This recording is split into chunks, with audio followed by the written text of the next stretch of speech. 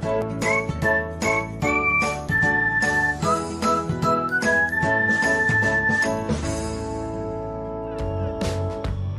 everyone, welcome back to another episode of Technologyglance. Today in this video, I'm going to guide you through how you can disable video pan on MX Player. So let's get started. First, open MX Player app in your device. Then tap on your profile icon if you haven't. Next, tap on Settings. After that, tap on Player. Next, tap on Controls. After that, you can see the option of video pan.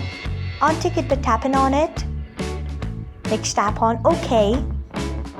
So this is how you can disable video pan on MX Player.